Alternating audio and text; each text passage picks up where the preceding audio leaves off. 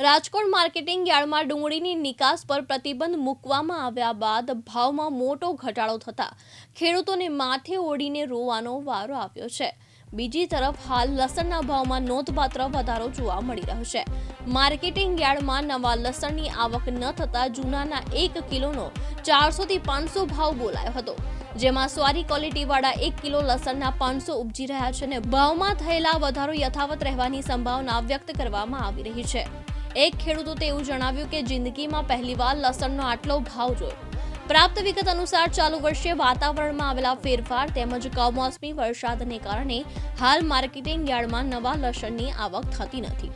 જો કે લસણ જીવન જરૂરી વસ્તુ હોવાથી તેની માંગ યથાવત રહી છે, જેના કારણે ખેડૂતોને જૂના લસણના સારા ભાવ મળી રહ્યો છે। રાજકોટ સહિતના યાર્ડમાં 1 કિલો લસણના ભાવ 400 થી 500 રૂપિયા સુધીનો જોવા મળી રહ્યો છે, જ્યારે સારી ક્વોલિટીનું 1 કિલો લસણ 500 કરતાં વધુ કિંમતે વેચાઈ રહ્યું છે। એવામાં છૂટક બજારમાં પણ લસણના ભાવ આસમાને પહોંચ્યા છે। રાજકોટ યાર્ડના વેપારી કિશોર વઘાસિયાએ જણાવ્યું કે સામાન્ય રીતે ફેબ્રુઆરી મહિનામાં જૂનું લસણ ખૂટે નહીં તેવો ઇતિહાસ છે, જેને બદલે હાલ દેશભરના તમામ યાર્ડમાં હાલ જૂનું લસણ પૂર્ણતાના આરે છે। ગયા વર્ષે લસણનો પાક ખૂબ ઓછો હતો અને હવે સારું લસણ બજારમાં ઓછું આવ્યું હતું।